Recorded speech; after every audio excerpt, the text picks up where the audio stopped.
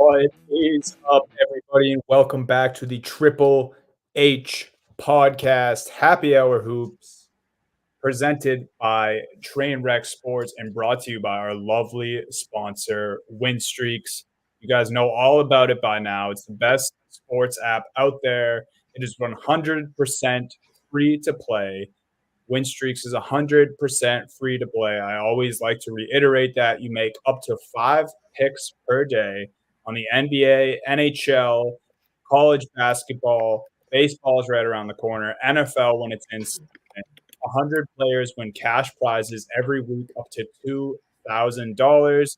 Weekly contest runs from Monday to Sunday, obviously every week. Again, no deposits ever, guys. 100% free to play. Refer your friends and win an additional 50% of what they win. And never forget to use our code HHH when you sign up and start winning your cash prizes. And I say never forget to use our code because if you guys use our code HHH, you'll be automatically lodged into our giveaways that we're doing today. We're doing one, and then in the future. So anytime you sign up, use code HHH, and you will be a part of our giveaways. Jake has a wheel here if you're watching on YouTube. If you're listening, it's a beautiful wheel. There's some green in there, some light yellow, some mustard yellow. It looks very cool. We have all the names of the people who used our code from the last contest and this contest. And we are giving away a $10 game time gift card. So without further ado, Jake will spin the wheel here. It's always so suspenseful. Whoa. This thing's going crazy. Yeah. We got a little lag spin going. And Dez dropped it. If your name is Dez, dropped it on the WinStreakzApp. Congratulations. You have won a $10 game time gift card courtesy of WinStreaks.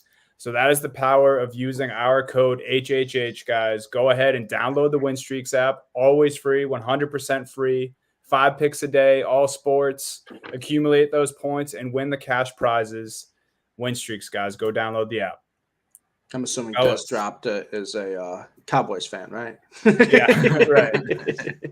Has to be. No, that's a great nickname. I noticed that when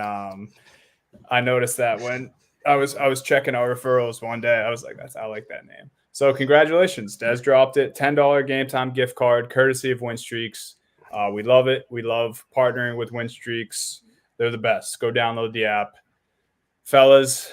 Basketball, I feel like the NBA world has been crazy since we last recorded. Yeah. You have side stories of drama. You just have amazing basketball. The MVP race is spicier than ever. We're going to have our spirited MVP discussion at the end of today's episode. We touched on that last week, teased it heavy. We have a lot of opinions to throw at each other. We'll see what sticks. And we have a crazy game to discuss from last night as well, which we'll get into before the MVP debate. It's funny because Jake and Steve, you guys had the Cavs Mavs matchup. Steve, me and you got Mavs Celtics Friday. I know, it's a gauntlet, man. Right? They had in Indiana, then in Cleveland, tonight on a back-to-back in Toronto, and then Friday in Boston. I mean, it's a gauntlet. I'm hoping they can come out 2-2, and it's not good because they started 0-2 thanks to Max Strus ripping the heart up. But we'll talk about that later. I don't want to get into that. Before we dive into the news, Dunny, because we got a lot of juicy storylines to get to, I do want to talk about, everyone's talking about the Mavs-Cavs game. I do want to talk about another game that caught my eye yesterday. The Detroit Pistons are no longer in solo last place. They got to win on the road. Tough win, big fourth quarter against the Chicago Bulls. Bulls playoff now. The play-in getting a little sketchy there, but luckily for the Bulls, the other teams are kind of dropping up. But the Pistons are no longer in solo last, which we said that there was going to be the Pistons are not going to be this like historically 8-win, 7-win team. They were playing close in a lot of games. They're no longer in solo last. They're tied with the Washington Wizards. So the Pistons, I remember we said, I think a little over a month ago that they were going to be over, I think 10.5 wins. Yeah. Right now the Pistons, I think 9 wins, tied with the Wizards. And it looks like those Washington Wizards are going to be in the cellar soon because the pool party didn't work this year. The No. pool party didn't work. But And I have to shout out to the Pistons. Yeah, shout out the Pistons. They should have had another win the other night against the Knicks. Yeah, they should have. Yes, they should have. I mean, Monty Williams doesn't really have a leg to stand on as far as complaining about Right. anything because he's done such a horrific Right. job coaching. But he said it was the worst call of the season. I don't necessarily disagree. I mean, his guy literally got tackled and he lost the ball. So, yeah, I mean, the Pistons could have easily been at 10 wins already if that Knicks game didn't get robbed from them. Also, you brought up the Wizards.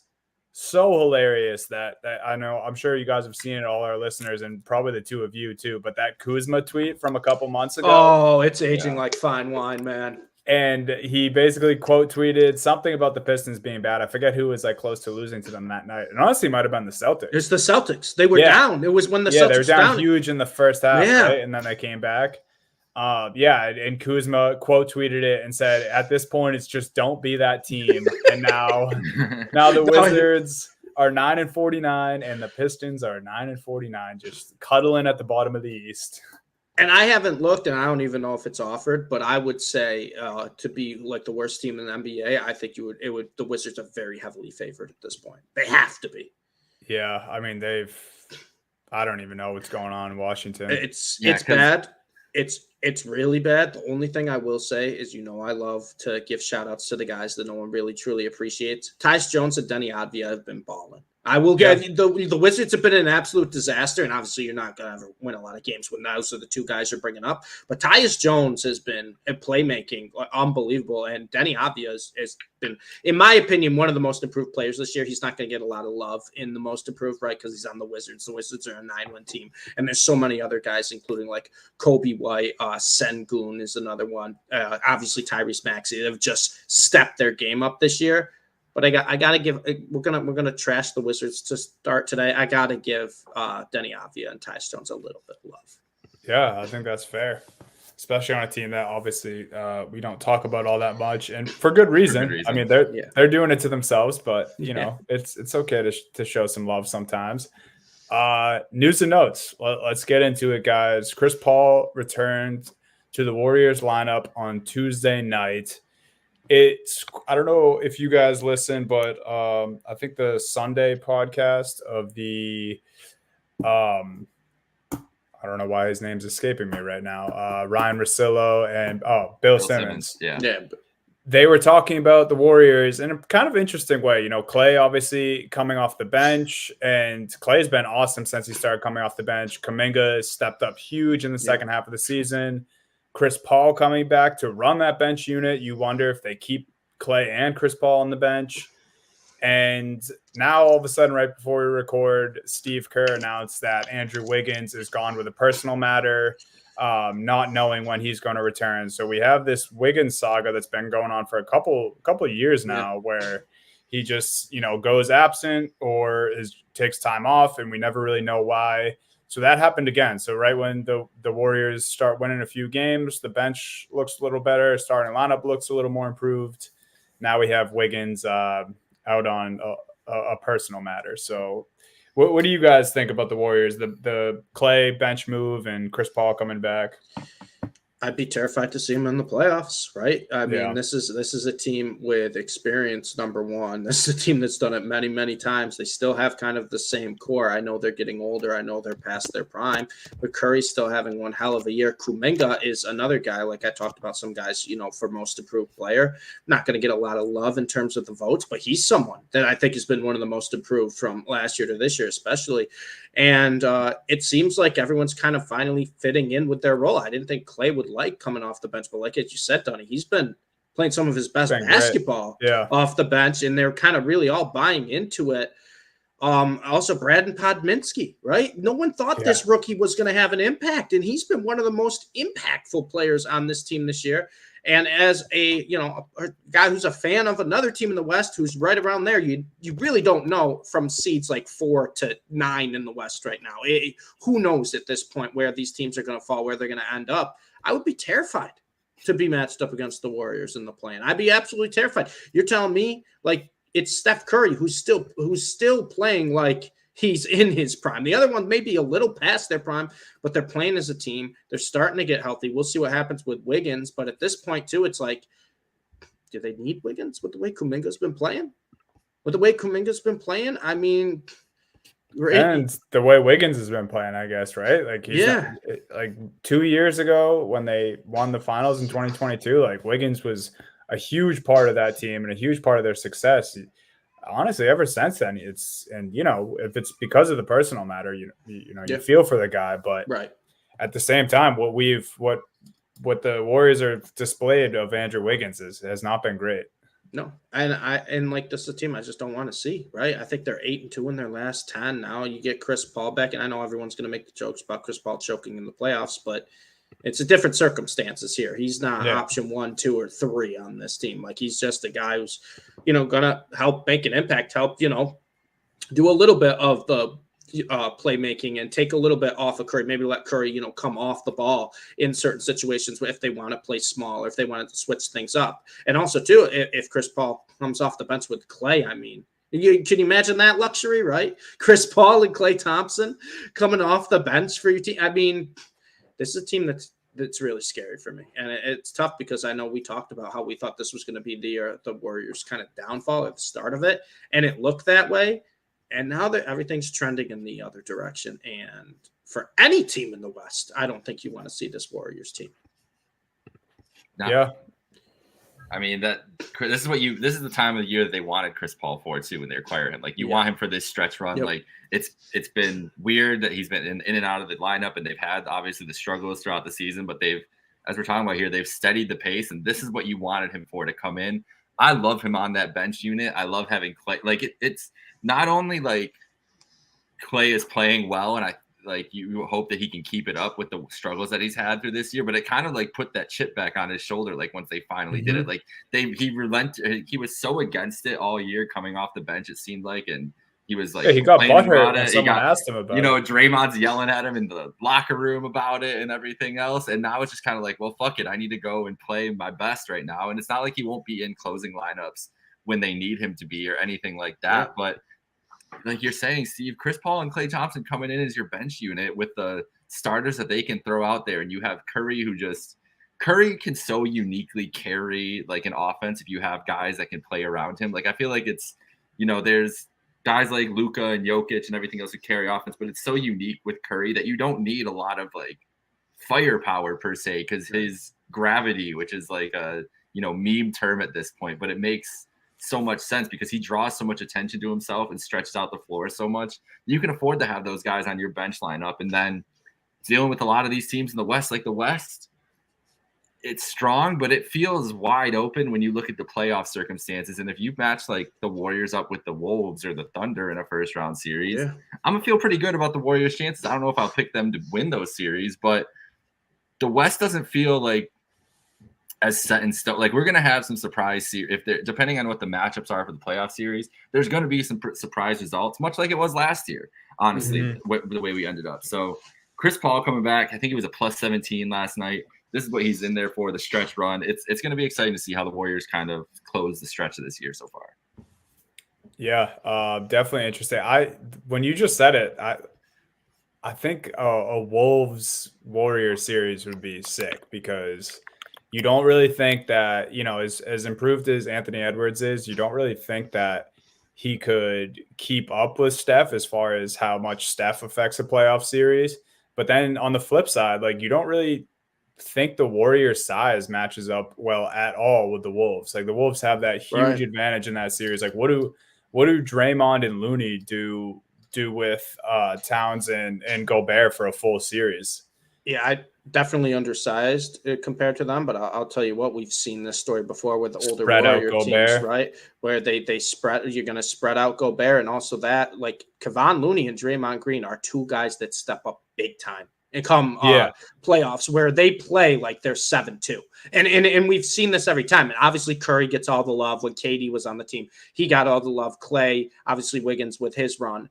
But I look at each like playoff like runs for the Warriors or championship runs, and just look at what Draymond and Kevon Looney do both like on the glass and also defensively down low. It's actually very, very impressive. And it's one of those things with the Warriors where honestly, for me, outside of maybe the Denver Nuggets, I think they have a pretty, not favorable, but at least even matchup in any potential Western Conference Western Conference playoff series. The only one that really I think is like is the Denver Nuggets, because the Denver Nuggets they'll stretch the floor and they'll let you. Well, and we saw it the other night, right? And Jokic just career stats against the Warriors are disgusting. Yeah, they're disgusting. Yeah, it's crazy. Right. So that's the only one. Or not. If I'm a Warriors fan, I'd be like, that's the matchup I don't want. Any of the other teams, honestly, sign me up. Yeah, because the on paper stuff goes out the window when Steph's in the playoffs. It really does. Exactly. So yeah, we'll see with the Warriors ever changing. Wiggins gone now, CP3 back, Kuminga obviously stepping up huge, like Steve mentioned. These next few notes in the news and notes section, just kind of bullet points, keep you guys aware. If you're not as tuned in as the ultra NBA fans, Trae Young had surgery on his left hand. He's going to be out about 4 weeks. Surgery was a success as far as we know, and the Hawks are kind of just coasting. Perfectly mid. It was a couple weeks ago. What was the stat? It's still happening. I believe it's 751 and 751. Insane. And that goes back 18 years, bro. It's wild. I really want to give this guy a shout out because he's awesome. He's a big Nuggets fan.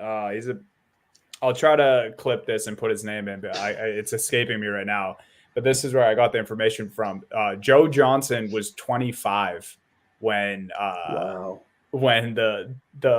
this record of mid started for the Atlanta Hawks. So it's like it's not like you can blame Trae Young or DeJounte or this group or even the group before them for the average record that they've had for so long. But the Hawks, they're 10th. So, they got the last play-in spot right now. We'll see. And they're 10th by 4 games. They're 10th by 4 games. So this is something where we're talking about they're just, the mid team. I think they're just going to stick at the 10. It doesn't look like Brooklyn or Toronto wants to make a push to get there, right? And obviously those are the only 2 teams that can push them. The other 3 are pretty much mathematically eliminated at this point. Like, obviously, they still have a chance, but the Hornets aren't making a push, and the Wizards and Pistons are be lucky if they get to 15 wins. So it's crazy. And then obviously the teams above them, right? Chicago is the 9, and then it jumps up, I think, another like 4 or 5 games to Indiana. So it's like they're stuck in the 9-10 matchup. It's just a matter of, are you going to play in Chicago or are you playing in Atlanta? Like, I think in the East, you could just lock in that final 9-10. Because I'm looking at it right now. I don't see Brooklyn or Toronto making a run, and I don't see Chicago or Atlanta falling out of the play-in. So it's just a matter of who's going to be home. 5 through 8 are separated by a half game. Yeah. Magic and Pacers are 13.5 back. Heat and Sixers are 13 back. But Indiana, right, at 8 has like 5 or 6 games, right, on Chicago. 5.5 on Chicago. Yeah. So it's a year doesn't need to exist, really. Like, they could just they could like have it. That was the one thing they talked about. JVC, that Chicago team, they are feisty. They are feisty. Last night, I love Kobe White, bro. I'll give JBC a little treat there. I love Kobe White anyway. I was gonna say I assume you guys like him too. Oh yeah, he's so much fun to watch. And I'll tell JBC this too, because I know I was a little mean at the start of this episode, bringing up the Pistons. But I'll tell you this, JBC, it's gonna be Chicago versus Atlanta. Regardless of where that game is, I'm taking Chicago. And if I lose, I lose. And I probably will. Because Trae Young will probably be back, and he'll probably just put up stupid numbers. But if it's Chicago, Atlanta, which it's going to be, I will be all in on Chicago for that game. I will give you that, JB. You're a good guy. The Hawks should have Trae Young back for play-in time. If they don't fall out of that, which we don't think they will. They should be there. Yeah. So we'll see. We'll see with the Hawks and Trae Young when he's back. Kevin Durant, since the last time we recorded, moved to 9th all-time on the scoring list. So, I mean, we talked about how good KD is, right? Back a few months ago when he was talking about why am I not in the GOAT conversation. We had a lot of discourse about that. This is just another thing, adding to his resume. securely in the top 10 of all-time scoring list now, and it doesn't seem to be done yet. So shout out Kevin Durant. Something else that's happened since we last recorded: Pelicans Heat fight. I mean, there's a couple scraps since the last time we recorded. Yeah.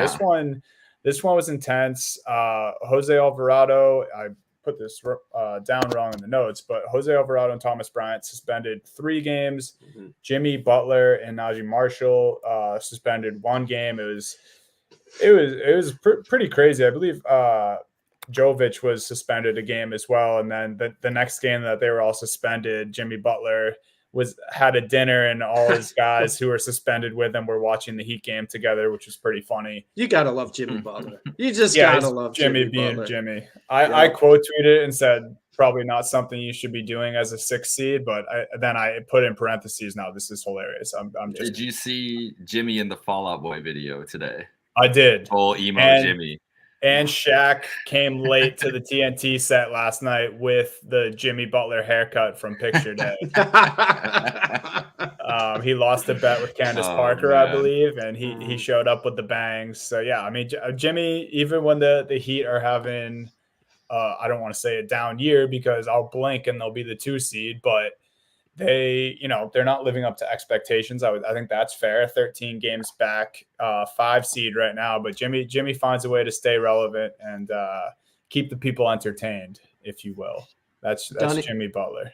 Are you worried if this is like a 4 or 5 Heat right next or something, whoever they play, and the Heat, let's say, win that first series? Are you worried about Miami this year? Because I know they're always the team that gives the Celtics a war of a playoff series. And right now, I think the Celtics look unstoppable.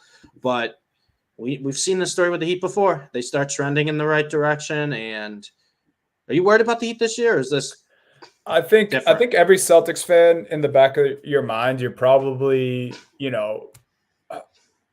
I think out of all of it, I'm not worried about a team in the East right now. I can comfortably say that. Enough. But I think if there is one and we were matched up with them in the second round or the Eastern Conference Finals again, if it's the Eastern Conference Finals again and we have to see the Heat, that, they're in the back of your head, yes, I feel like I can confidently say a little bit worried, but it just feels different this year, man. I just think the Celtics have too many answers for that group.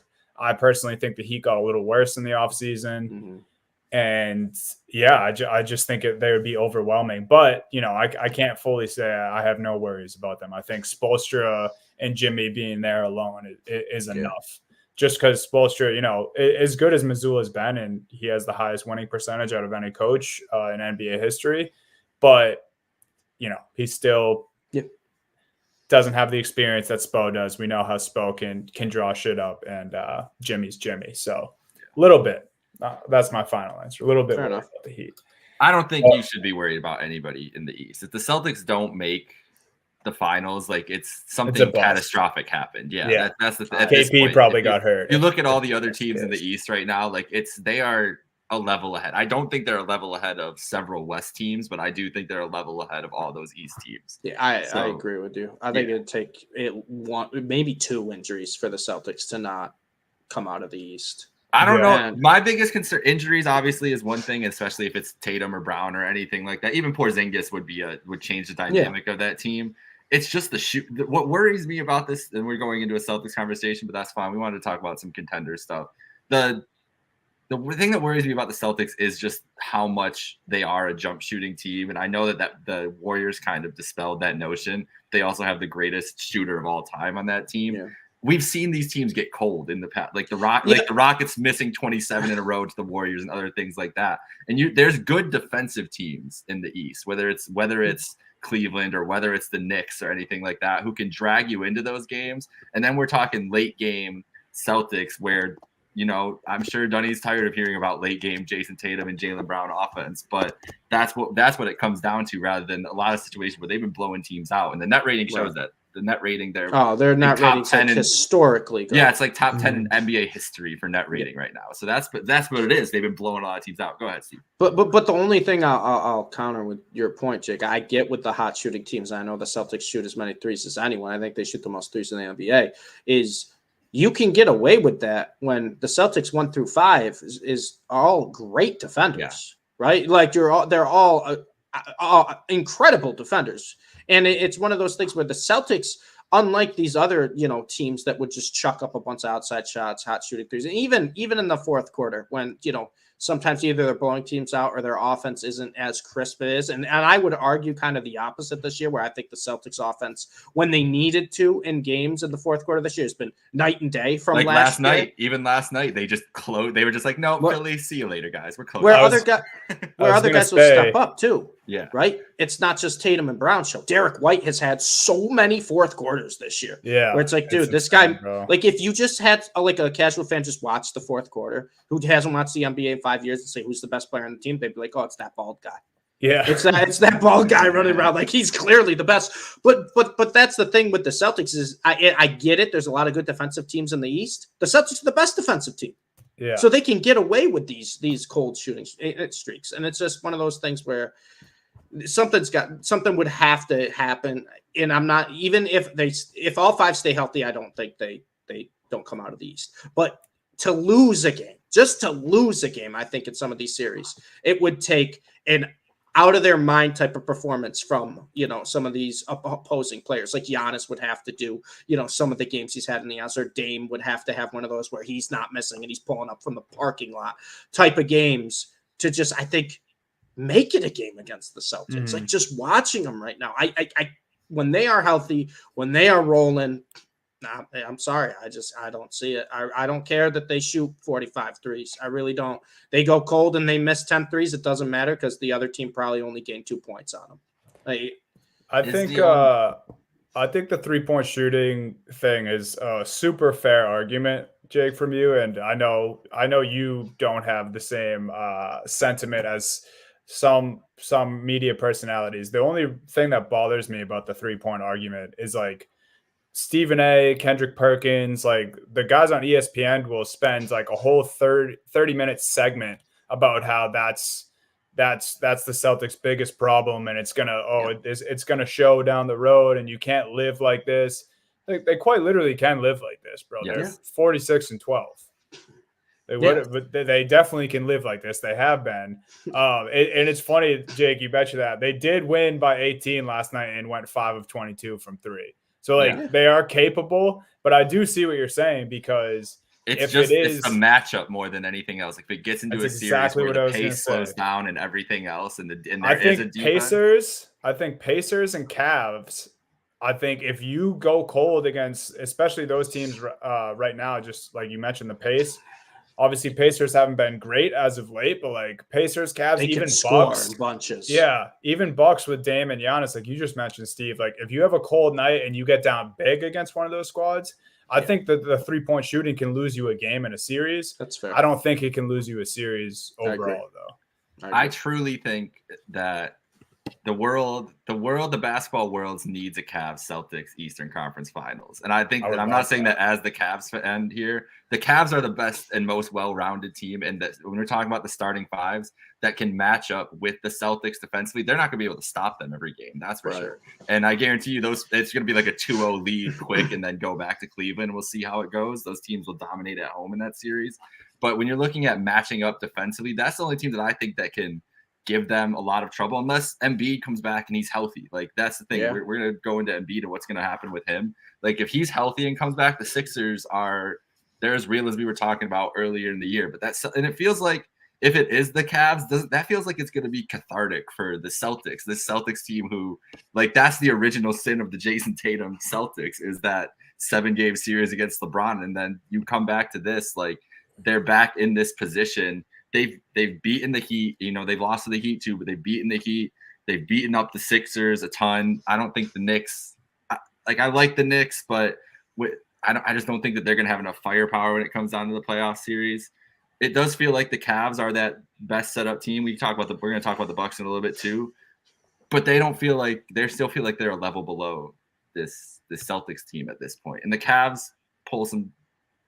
I don't know how that would look in a series like that. So it just feels like the Celtics have a lot of answers. And like you were saying, Steve, it's because of that starting lineup as much as anything else. Like the shooting is one thing, but it's not just like a bunch of shooting specialists on this team that are getting hot all the time. It's just a great starting lineup. One of the best starting lineups and most talented we've seen since probably that Warriors team, honestly. And that might have been a more high end with the way Curry and Durant were going there, but the depth in the starting lineup and looking at it, there's not a single hole in it. So, but with Embiid coming, this is what I wanted to get into here and transition into our Embiid talk. There's been a lot of talk about Embiid going both ways, back and forth, a lot of speculation, Dunny. Yeah, I solely put this in here. We kind of chatted a little bit about it before we hopped on, but like the speculation on whether Embiid's going to come back, and then guys like Stephen A and Jamal Crawford giving their 2 cents, like as if that matters at all. Like Stephen A saying if Embiid's 75%, he'd still, take that and play him 15 to 20 minutes a game to try to help your, playoff push or whatever. Okay, well, who's going to play Joel Embiid if the doctors say that he's 75%? They're going to wait. They're going to wait. You're not putting Joel Embiid, the guy who would clearly be the MVP. Well, I mean, he was on pace to be the MVP. He was the clear favorite before he got hurt. Yeah. Clear as day favorite. Clear favorite before he got hurt. Like, obviously you want him back, but a guy who's, he's not young anymore. He has an injury history. If the doctors tell you he's 75%, they're not rushing Embiid back. So that's not even in the cards. Then you have people saying that it would be irresponsible to bring him back at all. My whole thing putting this in here, I think it's too much speculation. Let's wait a week and see what the consensus is. I'm sure we're going to get a official report soon. The rumored reports is that he will return at some point this season, or if it comes down to the playoffs and the Sixers make it there, then he could come back then. Where are you guys at? I mean, obviously, if they want to the Sixers want to do any damage, they obviously need him. Right. But this, I mean, I got to watch the Sixers up close last night without Embiid. It's literally just Maxey and. Yeah. This isn't like a crazy take to feel good about being right on, but I still hate the Buddy Hield trade. I mean, he's just not enough of a consistent scorer for that to move the needle for you, even without Embiid. Like, I just don't. I didn't understand it at the time. I don't really understand it now. Just quick thought from each of you guys. What do you guys think about the Sixers without Embiid? I will say with Buddy Hield, I think he has been playing all right for the Sixers this year. I really do. I don't think he's been in the pure scorer, but I think he's been playing better overall, like as an all-around basketball player than he had in Indiana. But with Embiid, I just don't think he moves the needle enough. I agree. Yeah. Well, with Embiid, though, the big thing, Dunny, is that I think the Sixers have to see when he can come back, right? If it's worth it, bring him back. And then if it's like, okay, he can come back at a certain time, there's going to be pressure on this organization to maybe go a little earlier than they want to, because the Sixers have fallen out a lot quicker than we thought in the East. They're now sitting as the 6th seed. They only have half a game from the 6 to the 7 and 8, which is Orlando and Indiana, 2 really fun, exciting young teams that are, kind of going the opposite direction of the 76ers right now. And Magic are 7-3 in their last 10. Pacers are 6-4 in their last 10. And if you're looking at the scenario here, we're talking about playing. We're talking about a playoff series, right? 7-game playoff series guaranteed, or you're in the play-in and you got to win some games. So in my opinion, if that starts to get a little, I mean, it's close as it's going to get right now, but if they start to fall out a little bit and it's like, all right, it almost looks like they're going in the play-in, I think there's pressure to bring back Embiid earlier than where I think what the Sixers had hoped when this injury happened is bring him back for the playoffs. But we haven't really heard too much. It's all just everyone speculating. So I can't really speak on that. But if we hear any news of like, okay, Embiid's starting to look like he's going to return at so-and-so date, I would say that the 76ers are going to feel a lot of pressure that we got to get that 6th seed. And we might have to risk playing Embiid earlier than we wanted to secure that 6th seed. That's kind of how I feel. I don't know when the timeline would even be projected of when he would come back. But our thought when this first came out, guys, was that, okay, he's probably not going to play the rest of the regular season, right? I think we can agree that's kind of how the three of us felt, that he's probably going to come back at the start of the playoffs. And we thought Philly would probably fall around maybe a 5-6. Playing, I don't think we thought was in the cards. And right now, it's like especially with Philly fans and the way these Philly teams have been before. I mean, at that point, if you fall into the plane, is it worth bringing Embiid back? Is it even worth? Like, you gotta take a look and be like, is he even healthy enough to give us something? Because I think if that's the case, I think Philly's going to rush it. I really do. Yeah, I think as crazy as it sounds, it might depend on matchups too when you get to that point. True. But yeah, it sucks, man. I did think Philly would be a little bit more competitive. It doesn't seem that way. I think obviously to get Healed, which was my point at the time, is I think they traded away some of their toughness. I know, the Pat Bev trade and Daniel House Jr., like those deals weren't directly correlated with the Healed trade, but they kind of pushed a lot out at the deadline. I thought some pretty good impact players are just guys on the team who kind of had that Philly attitude that they shipped out. And obviously Joel makes the biggest difference when you're watching the Sixers, but there's something missing more than Joel last night, I felt, when I was watching them. Yeah. So yeah, we'll see. They're struggling heavy. I would not be surprised at all if the Magic and Pacers both pass them. So someone else besides Max is going to need to step up for them. Last two things in the notes here. Knicks were denied their protest on February 12th, the loss against the Rockets. We talked about it a couple weeks ago. They were just protesting some bad calls that happened at the end of the game that cost them the game, they thought. The league denied it, though. So they will – I saw someone quote tweet this, actually, and said the league actually made up for it with the Pistons game the other night with the no call. So maybe all is fair for the Knicks there.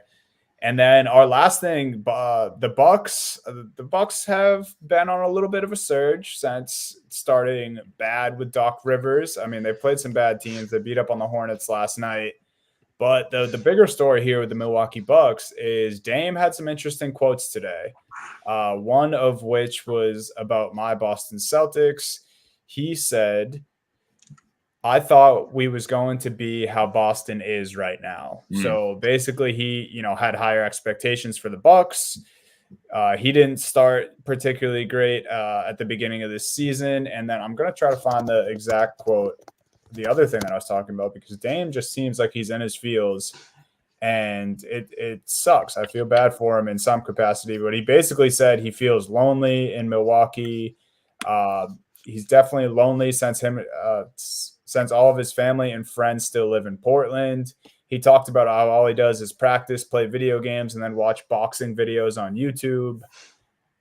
So, I mean, Dame, one of us, it's a good example that these athletes are humans like the rest of us and have feelings and can get down when situations change. But I don't know. I just don't think it's two great quotes you want to hear from your star point guard that you brought in to after you shipped out your star point guard who you won a championship with. Right. Where are you guys at with the Bucks? They're a very confusing team, from the coaching to the Dame and Giannis together and everything in between. Well, it feels like that we talked about it when Doc came in for Adrian Griffin, and it felt like it was player driven, and there was chatter on podcasts and everything else since then that it was more of a Dame thing with Adrian Griffin than it was a Giannis thing. So Dame is getting what he wants out of this. Like, he got the coach out that obviously he wanted Terry Stotts there, and that went poorly in the preseason. I think that's what's kind of started Dame's issues with this run in the first place. But they got Adrian Griffin out of there after the team was performing well. Whatever he wasn't clicking with Dame wants to put that blame on the coaching staff rather than himself in any way or whatever, or anybody else on the team. That's fine, but now you have to live with that. And he's out here now talking with Chris Mannix and complaining about being, what life is like in Milwaukee. Milwaukee's one of the smallest markets in the NBA. I'll tell you what, there's not a lot to do in Milwaukee. It's kind of just it's a small town. It's a nice town, good place, but there's not like a buzzing downtown. Just you go to the lake, but it's been cold, like not a lot to do right now. And I think that's what Giannis loves about Milwaukee is that, and the thing with Giannis we always talked about was Giannis, the story of Giannis is that he literally came from, being homeless, jumping around, all this other stuff, and now he's in the NBA. So coming to Milwaukee was the biggest city he had ever lived in his life. He has a lot more of appreciation for the city of Milwaukee and everything else. Dame wanted to go to Miami. Like, we know that was a fact. Dame wanted to go. If he was leaving Portland and leaving all his family and friends, he wanted to go to Miami.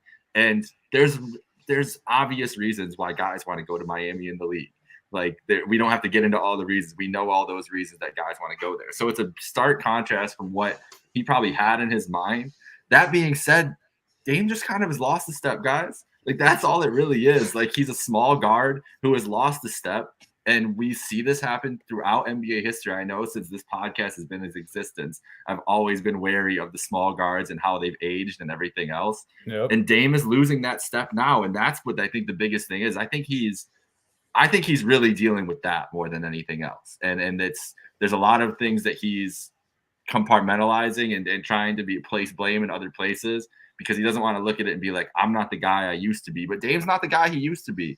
And the All-Star performance, was him coming out and being like, I deserve to be here, putting that chip on his shoulder. Sure, nobody else tried in that game though, Dame. So congratulations on that. He's not the same guy. He's not the same superstar as he was. This team lost a defensive edge by losing Drew Holiday, and the way that this defense has been all year, like Giannis has touched on it multiple times in interviews. And this is a real test for Giannis to see what kind of leader he is of this organization. He needs to pull Dame out of this doldrums. He needs to pull this team out of there. I mean, they're the third seed right now. They're only a game back from Cleveland, but we just mentioned a bunch of teams. I don't think any of us really think that if they got into a series with Boston, that we'd be confident in Milwaukee the way they're currently constructed.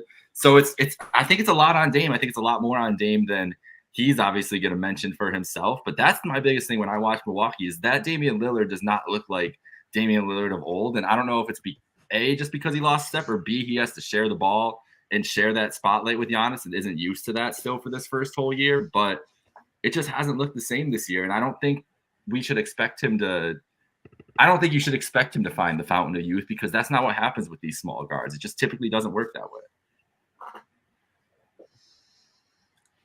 You agree, Steve? Yeah, I mean, with Damian Lillard, what I was talking about the entire time of this years, I was like, Milwaukee doesn't realize the downgrade they're going to have on the defensive side of the ball.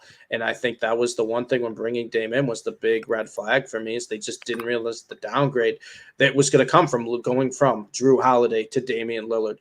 So we look at it now. I mean, Dame doesn't enjoy life in Milwaukee. It's like, well, it's kind of your fault. It's kind of your fault. And we know, like you said, like he probably still would rather be in Miami right now. And he's probably still doesn't want to be in Milwaukee. But it's one of those things where it's like, yeah, you can act like you're not enjoying life, but this is also kind of your fault, right? You and Giannis talked about this. You wanted to play with Giannis, like you made it known. And in my opinion, I look at this Milwaukee Bucks team, and unless Giannis plays out of his mind and really tries to take over games, I think there's a lot of pressure on Giannis too to feel like I got to make Dame happy. Every time Giannis talks about Damian Lillard, it's just loving Damian Lillard, right? Saying this is his team. I want him to take the ball at the end of the games. I want Dame to take over. Like Giannis wants to be the 1B to Dame 1A. That's not how this should work. Giannis, this is your team. And it just feels like I think Giannis is doing that to do whatever he can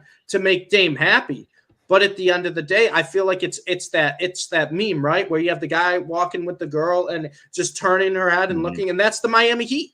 That's the Miami Heat. It's Giannis and the Bucks. And no matter what he could do for Damian Lillard, his sights have just always been elsewhere. And if you're not fully checked into a team, you're not going to win an NBA championship, especially when you're supposed to be the other superstar on this team. We're not talking about a role player here, right? We're talking about Damian Lillard.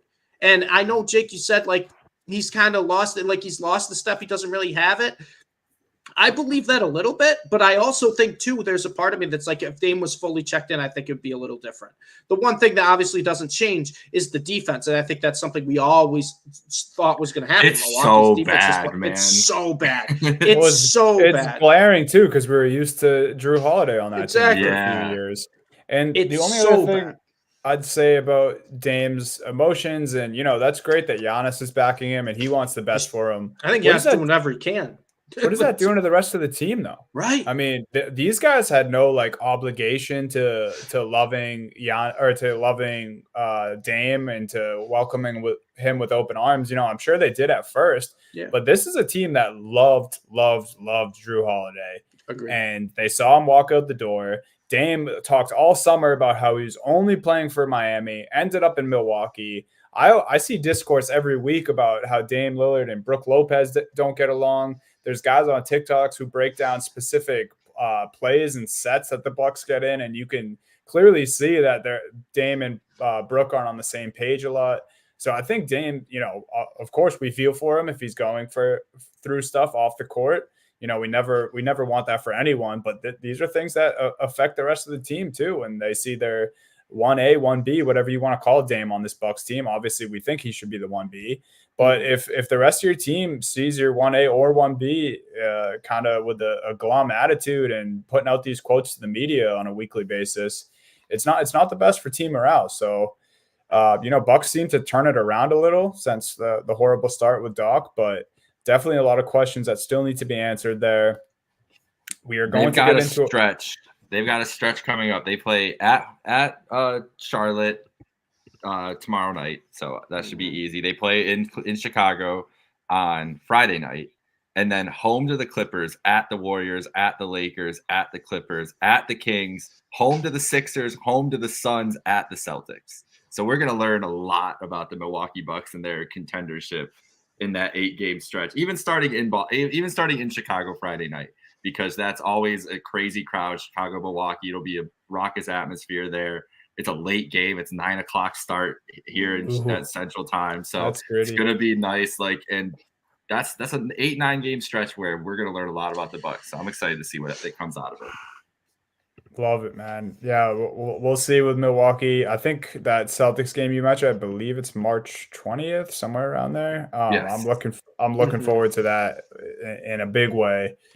They still got two matchups with the Celtics too. They play them fourth to last game of the year on April 9th as well. So yeah, both those are going to be must-watch TV. We'll see with the Bucks. Before we get to the spirited MVP discussion, Jig, any words on the Strus buzzer beater from last night? I did text in the chat that I thought winner of the game should get the floor for at least a few moments. I know we don't have much time left. We're going to do this MVP talk. Give us a few words about the game last night. Well, Steve is downtrodden very much about the Mavs performance last night, but I was ready to declare the Cavs dead in the water, going down 10 in the last couple of minutes before Max Strus turned into scorched earth. Yeah, scorched earth. Who I don't know. He became like Reggie Miller. I don't know what spirits took over his body. Tracy McGrady. Yeah, honestly, it was absurd to see Strus. They were interviewing him after the game, and I'm sure Steve wasn't watching this. I was reveling on the Cavs broadcast, and they're interviewing Strus. They're like asking all these questions. He's like, I don't even know what happened. Like Don wasn't on the court. He would have taken the shot. He's like, I kind of blacked out during all the threes. Like Strus didn't even know what the fuck was going on in that moment. So that's why, to break it down in the simplest terms, this is the reason the Cavs needed a guy like Max Strus. I was not happy about the signing, thought it was a little bit too much money, but this is the exact reason and exact role that he was needed and that this team needed, was a guy that he defended everybody in this game. He was on Kyrie for a couple possessions. He was on Luka. They were throwing everybody at Luka, really. But there was a lot of Strus on Luka, a lot of Dean Wade on Luka. But the reason that he's just another option, and that hot shooting is what they needed from that wing position, and it came through in the biggest moment. I don't think a team will ever hit I've never seen shit like that. The 6 threes in the last couple minutes is just absurd to get them back into that game. But before that, it was just a war the whole game. Like, it was a very well played game. I saw a tweet after that was like just a meme of Adam Silver saying the NBA playoffs are going to be a 15 of 28 series between the Cleveland Cavaliers and the Dallas Mavericks. That's what that game felt like. Like, I would love to just see those teams be able to go at it for 7 games the way they matched up. But Strus is like the perfect role that they need, and going into the playoffs is exactly the type of guy they need. You see Isaac Okoro benefits from it too, because there's not as much pressure on him. He was shooting the ball well last night. His defense is still impressive on that side of the ball. But yeah, it was great to see from Strus. There's still some issues with Garland. He's just not in the flow of things yet. Yeah, I think he's still working back to. That's such a tough thing to come back from. And I'm in all these group chats and everything, and I'm saying all he needs, it's rough right now. He just needs to figure it out by April. Like, let him work through it in March. If he's still in another month after playing 30 minutes consistently, looking like he is right now, and even The other night he had 20 points. He was 6 of 12 shooting. Like, what more do you want from him when you got all these guys? Like, the Cavs are not. Don is going to score his 30 because that's what Donovan Mitchell does. And the Cavs are balanced. Like, every night it's somebody different. Last night it's Strus getting 21. Niang will get 18 out of nowhere. Like, Allen will have his 25-point games. Mobley will have his 18-point games. You'll have the Karis LeVert 27-point games or something like that. Like, they have options that just go off everywhere. So I know that all too well. You do know that well. That was the Karis LeVert game. But yeah, Strus, it's just like it was a great signing altogether, and it's what they need, and it was a good thing to see. Like, the shot itself, what like I was like yelling alone in my apartment, scared the shit out of my cats. I had no idea what to do. I was like, what the fuck just happened? Yeah. So, it was great though. It was a fun win, fun game. Glad I was watching live. Me too. I mean, I don't think I would. Yeah, Steve doesn't have much to say about the game. I obviously was probably going to be watching that anyway because that was just one of the better matchups that was on besides, me tuning into the Celtics. But I had the Celtics on the big TV, that game on my laptop to the side. And I just started screaming when Strus hit it because I thought the game was done. And I had my laptop on mute, so my roommates had no idea what I was freaking out about. Just Max Strus hitting. What would you say was the second longest game winner ever? Yeah, second longest game winner in NBA history. It's insane. Incredible, man. It was a great game. Probably one of the best games of the year. And sorry, Steve. It's fine. It's just one of those things where it's just like there's so many plays in that game. I'm like, if just one play went the other way, like you have Donovan Mitchell, like he banks in a three, right? Like we talk about if that shot didn't go, that game would the game. So if Kyrie doesn't step out of bounds first before passing it in, then we don't like. Yeah. There's just so many plays, and then I was going to say the one thing I said. There's so many people complaining about the refs. The refs just didn't call anything. There were contact against both teams that were uncalled. You had Josh Green's corner three where it looked like he got trucked. Then you have the play where Donovan Mitchell looks like he got tackled. Yeah, as the balls like they just weren't calling anything. So I'm not going to get mad at the calls there, but there's just so many little plays where it's like, oh, it could have gone the other way. And then the one thing too is like. Everyone's going to talk about the Strus shot.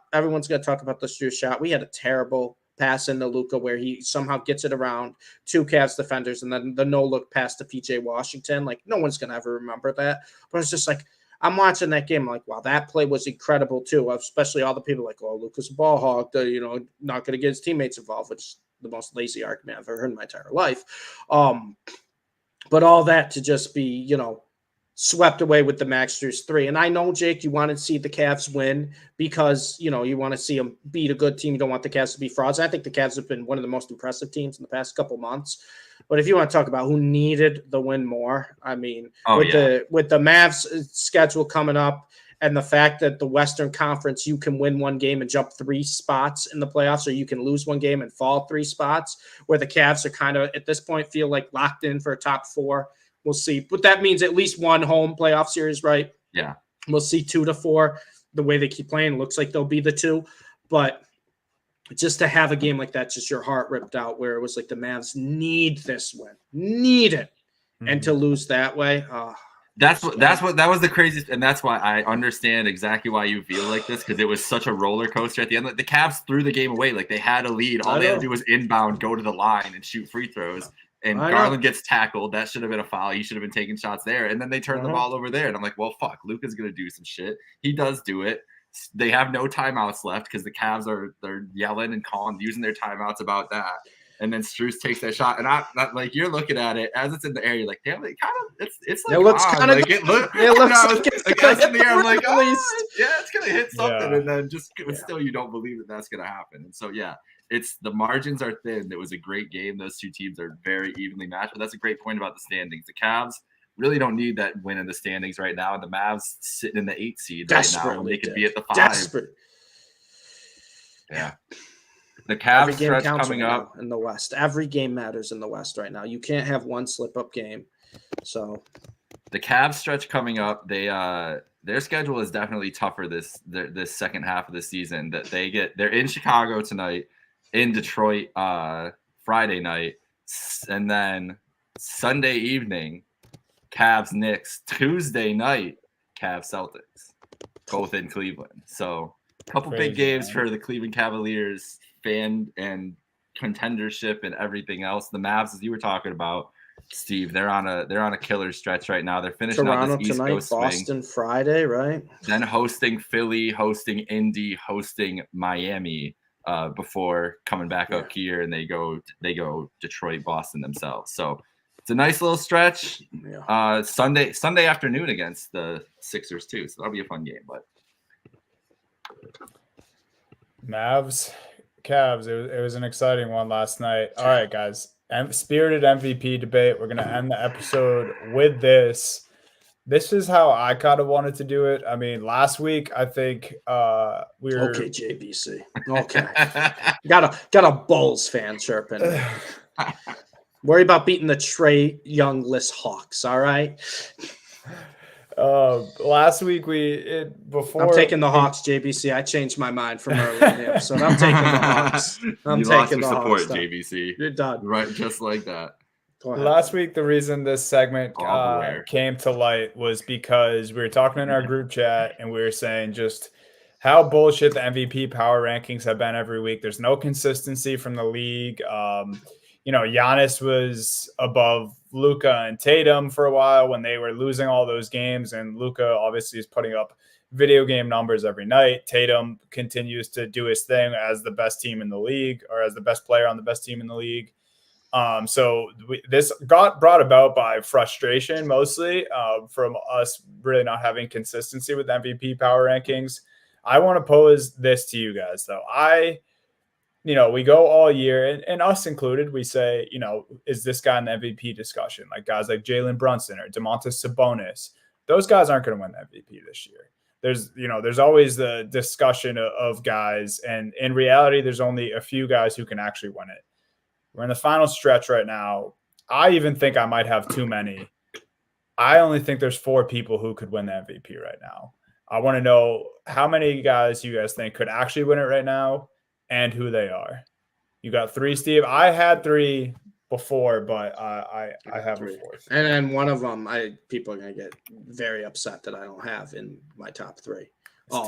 Tatum's missing? Tatum's not in the top 3. There's another one that's not in the top 3. The first one is Nikola Jokic. It's obvious, right? And I will admit that I was very upset with how Jokic's odds moved after the Nuggets 3-game losing streak, right? That's what started this discussion, Donnie, in our group chat. This is what started, is that I was very upset that the odds moved benefiting him. He was like minus 105. Then he was like minus 150. I'm like, Nuggets are on a 3-game losing streak. Why is Jokic becoming more and more favored when he's having not a down year, but not the statistical year that he had pretty much in his other MVP seasons, or even the year where he finished runner-up to Joel Embiid?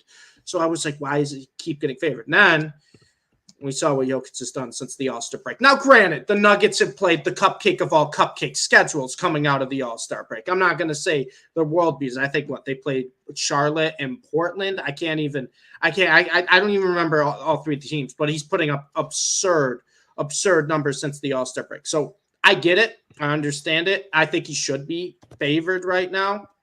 Nikola Jokic has just kind of done his thing with the efficiency rates, with everything.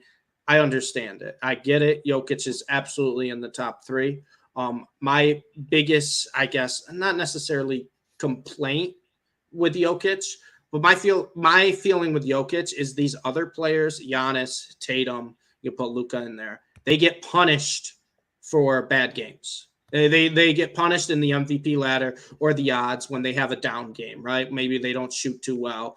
Jokic has had his fair share of down games this year. Like Jokic has had out of his mind, insane, it looks like video game type numbers games. He had the one game where he went 10 of 10 with a triple double, I believe. Like he's had those type of games. I get the game Sunday against the Warriors. 32, 16, 16, and 4 steals. Like that's disgusting. Yeah, I mean, no, he's been playing out of his mind lately. He had, I know it's the Wizards and the Blazers, but the Wizards 10 of 10 shooting, 21 points, 19 rebounds, 15 assists. Yeah, that's a video game.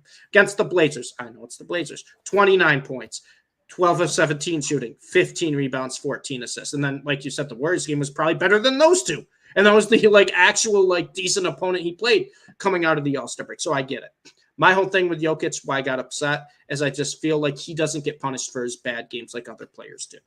That's all I'll say on that. But obviously, the MVP discussion starts with Nikola Jokic. Just what he does is incredible. Coming off the NBA championship last year and the 2 MVPs beforehand. You can't have an MVP discussion in the past 5 seasons without Nikola Jokic. That says a lot about the guy as a basketball player. Number 2 in the MVP ladder is Luka Doncic. And I don't get the odds. I don't get how SGA is plus 225 and Luka's plus 700. Luka is putting up video game numbers himself, right? He's getting punished because the Mavs are the 8 seed, because the Mavs record isn't the same of these top teams. But there's no consistency, and I'll get into that later, of where teams are ranked and the MVP ladder. There's just no consistency across the board with that. Also, too, no one wants to mention, and I sent you guys this tweet but before the All-Star break, that in terms of like starters or guys who should be regular starters, games missed this year, none of the other MVP candidates are even close to the games Luka's starters have missed. Exum, Lively, Kyrie, etc. Like, he was playing with Dwight Powell. We know my feelings of Dwight Powell. He's playing with Dwight Powell. People want to talk about his defense. He improved that significantly this year. He's been top 10 in on-ball defense. He's been top 10 in efficiency defense. Like, we're talking about, he has, I think, the highest like passes that should be assists. He's 3rd in the NBA, I believe, in assists. He leads the NBA in scoring. People want to talk about the efficiency shooting. That has only gotten better as the season's gone on. Last night, I know Max Strus stole the spotlight, but Luka had 45, 9, and 14 on very, very good shooting numbers. Also, I think he had 3 or 4 steals, played great defense. And he's also, too, like, I get the usage rate is high. But yeah, the usage rate is going to be high if you're a 6'7" point guard that, moves the offense through you. But don't try to tell me that this guy's a ball hog. If you watch a Mavs game, he's just passing guys open. It just happens to be Josh Green and Tim Hardaway. That's super a lazy argument against Luka. I'll give you that for sure. Super lazy argument. And I understand the team success. People want to complain, but let's not forget when Jokic won his first MVP, right? Let's not forget how some of these other superstars that have won MVPs, Giannis, Curry, Jokic, started their career. Let's not forget that when we're talking about these guys, some of them are 3-4 years older than Luka. Oh, by the way, happy birthday, Luka, 25 years old. I got to say happy birthday to Luka. And Luka has put up historic numbers before turning 25. You know the guy he gets mentioned with all the time of the numbers he puts up or his ranks, LeBron James. Ever heard of him? Yeah, he's a pretty good basketball player.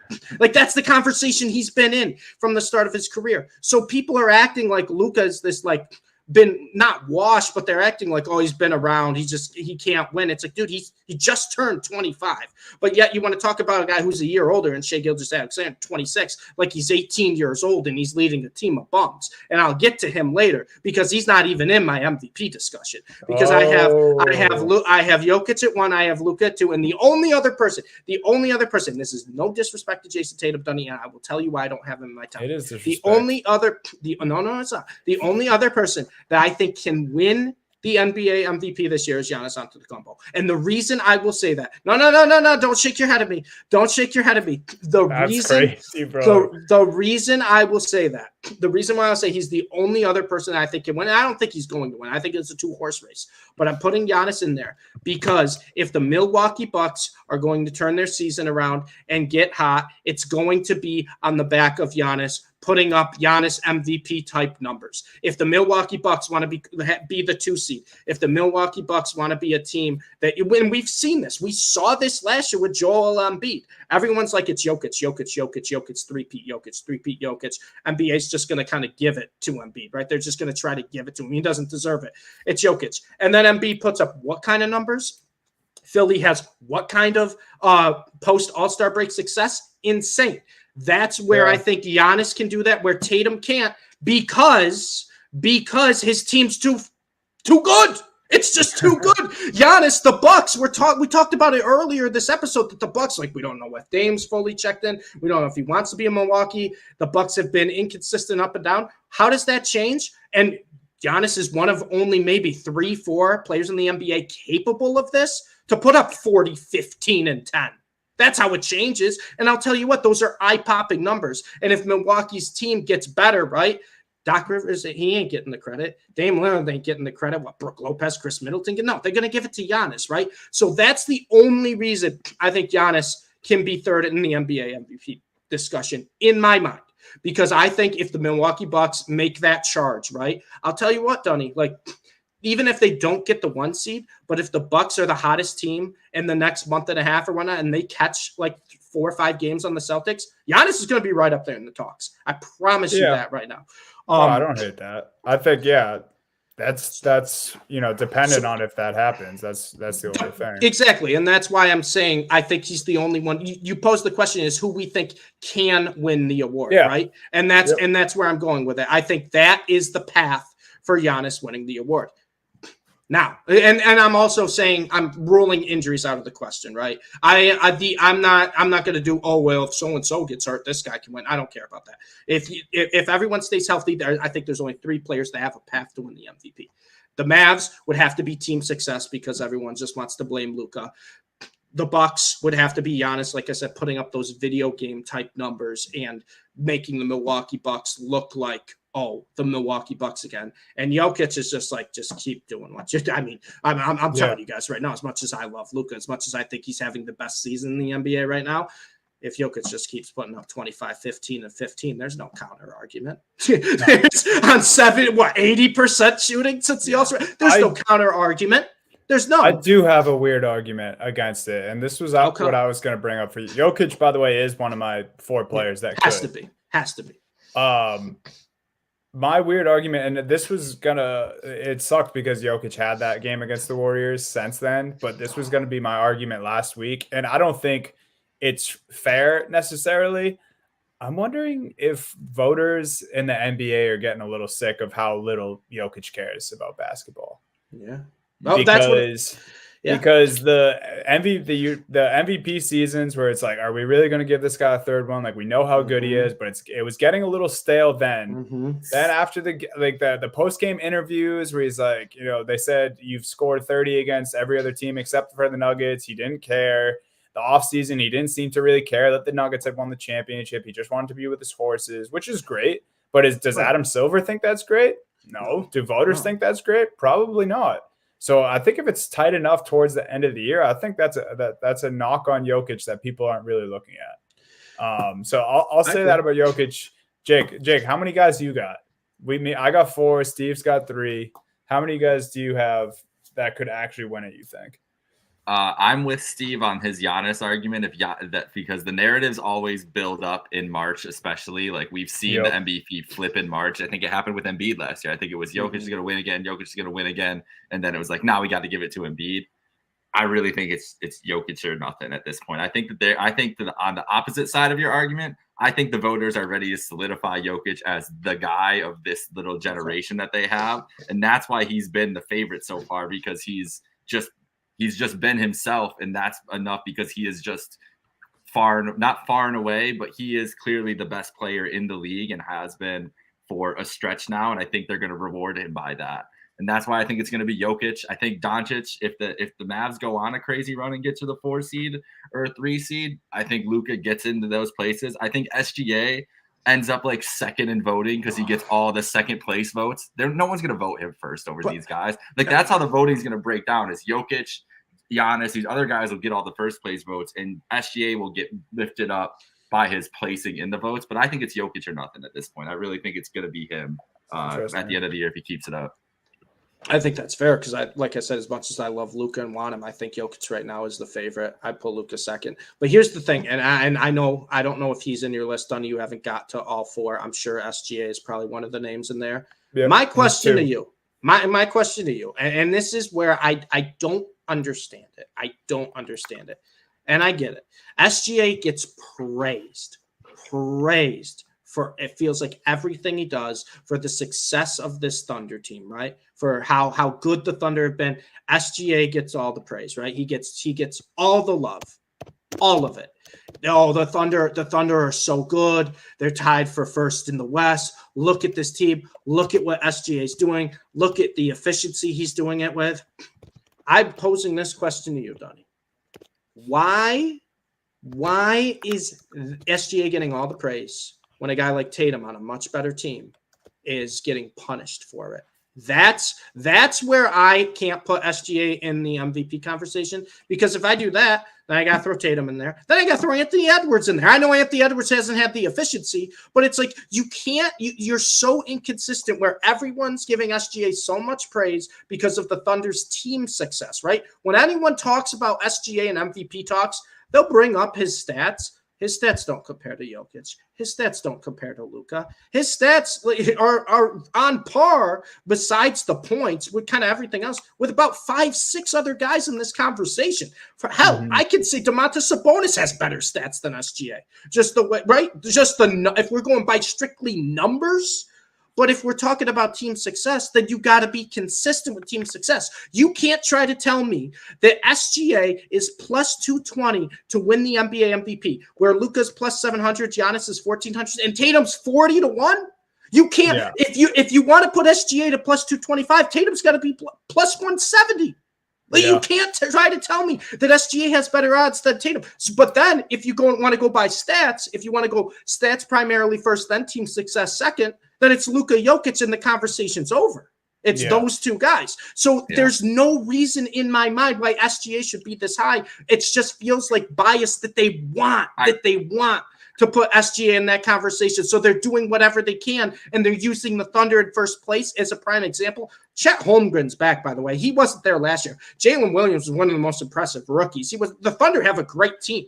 You're giving him credit for a great team. Yes, but that's the thing. But we're punishing Jason Tatum because he doesn't play half the fourth quarters. Because you have Jaylen Brown, Derek White, Kristaps Porzingis, Drew Holiday. Averaging 30 points a game is a marker that voters love, and he's averaging 31, man. Well, 31 to 27 throughout a year. Giannis is averaging 30, 11, and 6 on 61% shooting. He should be higher than SGA if we want to go with that. I agree with that. But you were talking. If you were talking about Tatum and SGA, I think that's the difference. It's 31 to 27. And I also the fact that on the MVP the reason it's 27 is because the Celtics are 35 in the fourth quarter in half these games. MVP. Give me the per 36. Give me the per 36 numbers. SGA plays in 25-point blowouts just to get the 31 points every game. It's absurd. On the award tracker, on Pro Basketball References tracker, where they base it on the model for previous voting results, Porzingis is 9th in MVP voting. So I think that takes away as much from Tatum as much as anything else. No offense, Dunny, the Tatum we're really talking about it, it's a 4-person race of those 4 guys, and I think that would be acceptable. I don't think I'd put Tatum in there because that starting lineup is so strong. Yes, SGA's starting lineup is strong too, but it's not the same level as Drew Holiday, Derek White, Porzingis. But the reason Tatum doesn't have SGA numbers is because of that lineup, because of their team success. So then how is he most valuable if he has a better lineup? But that's what I'm saying. We're being inconsistent. We're being inconsistent when it comes to team success. That's what I'm saying. I don't think it's a full answer to your inconsistency question, but the way I see it, comparing the Thunder to the Celtics teams, is no one expected this. Steve, I know you expected it from the Thunder this year. I had him in the fight. No. Don't say no one. No, that's what I said. I'm giving you credit. But I'm saying I think voters and the rest of the league, like no one expected the Thunder to be this good. And then I will say we got to give SGA credit at some point. He averages over 2 steals a game and 0.9 blocks a game. So I think people see the offensive numbers for SGA and they're like, oh, he's a 31-point scorer. We're going to give him the MVP for that. He plays hard on both ends. And I'm not taking that away. I'm not taking away. But so does Giannis. He shoots 55% from the field, and he shoots a good amount of threes and from the outside in general, mid-range. So the percentage is impressive. The defense is impressive, and I don't think. And I'm not trying to make the argument against Tatum here, but I think the expectation of the Celtics was way up here. I agree. I think the expectation of the Thunder was a little more middle of the pack. I think that's where he gets the nod. But if we're doing expectations, look, no one thought the Timberwolves were going to be near the top of the West. Yeah. I don't think it's consistent either. I'm just saying. I'm asking you this right now, and I know the efficiency isn't there. I know it isn't there. If Anthony Edwards was averaging 30 points a game, you think he'd be in the MVP conversation? Yes. I'd have to look at everything else, but probably. Right. So that's my whole point. Is it's just like, oh, they're like, oh, we didn't expect the Thunder to be as good, so we have to say they're not. You could just say they're a good team and everyone's good. Like SGA is fantastic. I think he's a phenomenal player. SGA is not putting up the numbers that Jokic and Luka are. Honestly, the numbers that Giannis are putting up right now, and we're saying that Giannis has to do more to get in that conversation. But SGA is already there, and that's my whole thing. Is then people are gonna be like, well, Tatum's not putting up those numbers. So well, Tatum's 40-1, SGA's 2 plus 225, but also Tatum's getting punished because of his good team, where SGA is getting rewarded. I don't understand that, because Anthony Edwards, no one wants to talk about him, but we want to talk about how good the Timberwolves are going to be, right? But it makes, and then Luka always getting punished because he's been playing with backups for a third of the season. Like I just, in my head, I don't understand it. I wish there was more consistency, and I think it should be a combination of team success and the players' pure ability and the numbers they put up. I really do. But I feel like we've gotten to the point in the NBA where it's like an agenda at this point, where what they want to see. And I'll tell you this right now, and this might be being a little sour because of how the media treats Luka, but I'll tell you guys this right now. From when I think it was this past week when Luka and the Mavs won. I forget who they beat. The Suns. When the Mavs beat the Suns, the first day of the NBA was back, right? TNT covered that game. And they showed the highlights, and they kind of reacted to it, right? Forget who the Thunder beat. I can't remember who. I think it might have been the Clippers. I think it was the Clippers. They were oohing and on every single SGA play. They showed about 3 clips from the Mavs game, and they were like, "Oh, like Mavs played well, blah blah blah." They were oohing and on every single play SGA made, and I feel like there's just an agenda right now, and I'm not trying to say this is the reason, but I don't think they want a foreign player to, like, even though SGA is Canadian, but I'm saying that they don't want those Eastern Europeans that look like they don't care about basketball. That's what I think.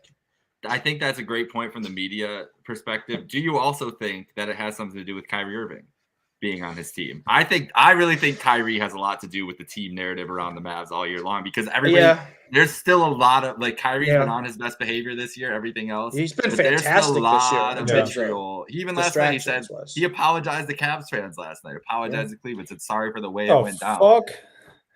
We didn't get that in Boston, bro. Well, I don't think you guys are getting that. I don't think you'll ever get an apology from Kyrie in Boston, Donnie. That ship is gone. That ship's sailed. I didn't know he apologized to the Cavs last night, bro. But I do think Kyrie plays into the national narrative around the Mavs as much as anything else. People aren't going to outright attack Kyrie anymore because there's no reason to at the moment, but they're just waiting for the moment that Kyrie does something ridiculous to jump back on it. And that's fair about Kyrie specifically. Yeah, that's a fair point.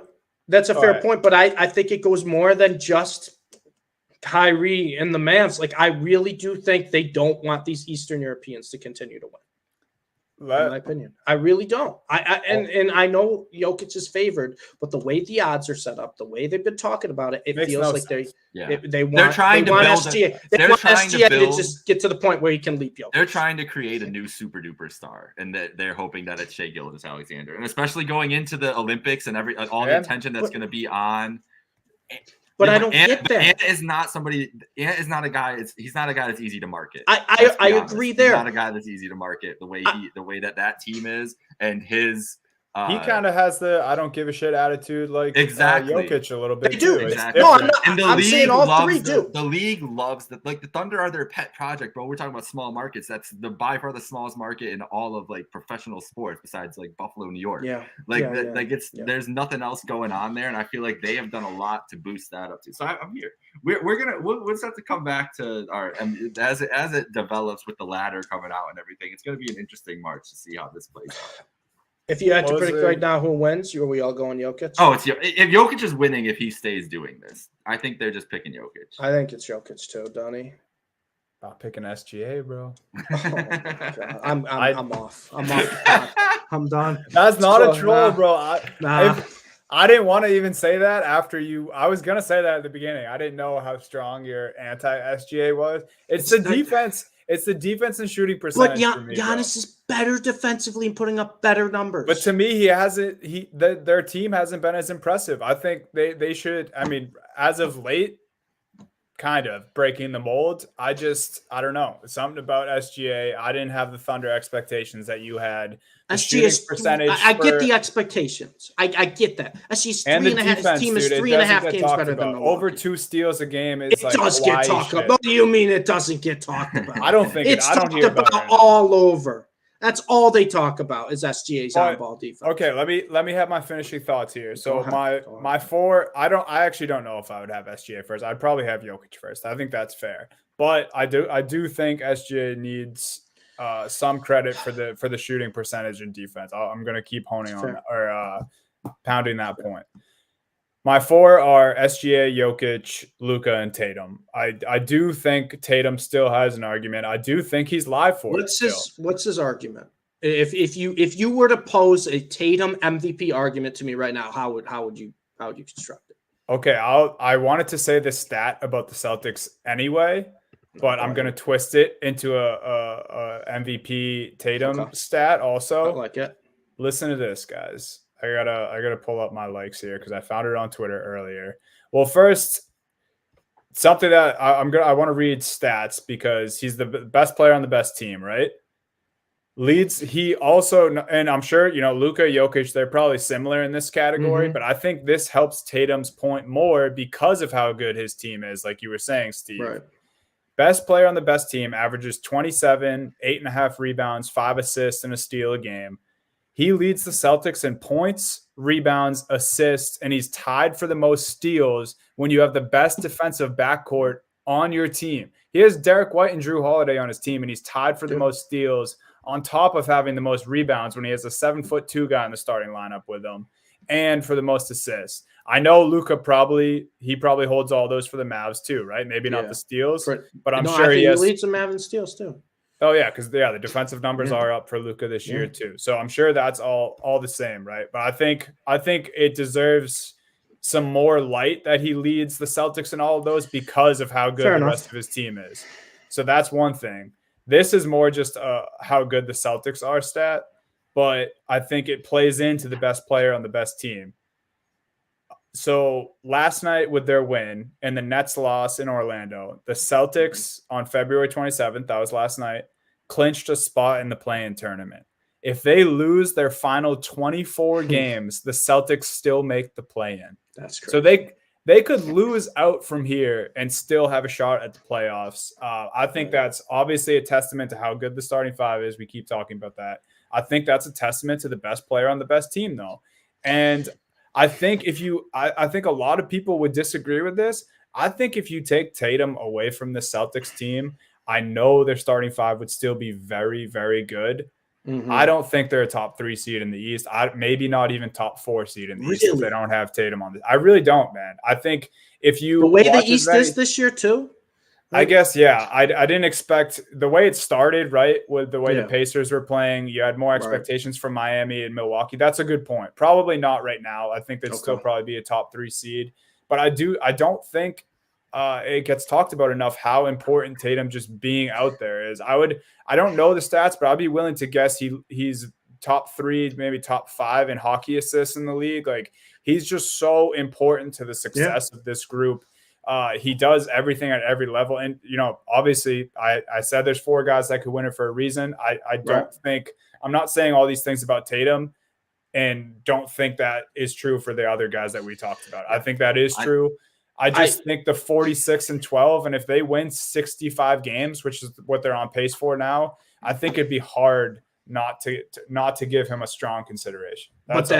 That's my, I guess, counterpoint is, don't you think it's more likely he gets punished than rewarded if the Celtics have that many wins, just because it's like the team's too good? And here's my biggest pushback with Tatum, and I'll even give SGA credit here. SGA, Luka, Jokic, you can put in there a little bit. Giannis, depending on what Dame does that game, even like other guys down the list. Fourth quarter comes around and it's like they got to go off. We have seen, Donnie, multiple Celtics games this year where Derek White takes over the fourth quarter.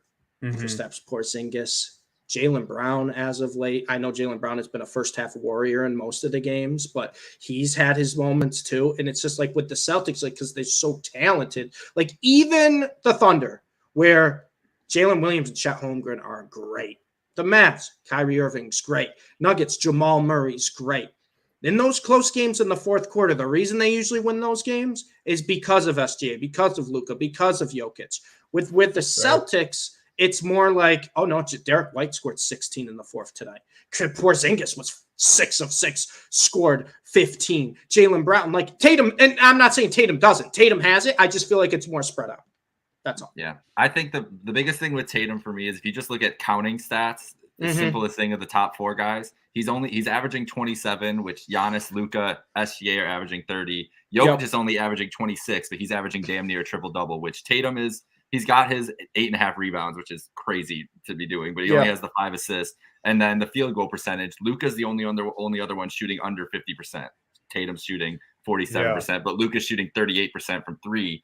Tatum's shooting 36% from 3. If he was at 50% and at 29 points, I think he'd be higher in this. And I think that the margins are slim, and it's like.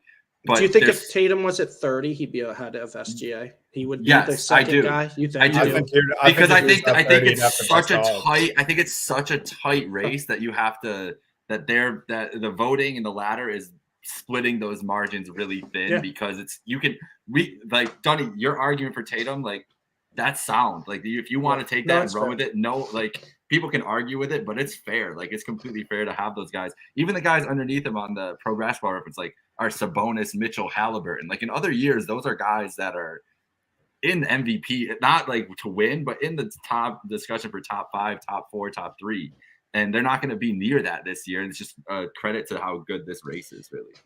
Can I just say one last thing? It doesn't have to do with Tatum, but I just want to say the reason I don't have SGA in my top 3, the main reason is I just think it would take a collapse from the Nuggets and the Mavs, where I feel like if the Nuggets start to slow down and the Mavs play better, then I think Luka gets very highly considered in the MVP talks. Whereas I don't think the Nuggets fall off, though. That's the problem, right? So you want to go on team success and everything. It's like if the Nuggets are just below the Thunder, Jokic is going to. I really think it's a race for number 2 that we're arguing about mostly because Jokic averaging damn near a triple double, and if that team's a top 3 seed, he's winning that because he's the best player of this generation. They're going to cement that.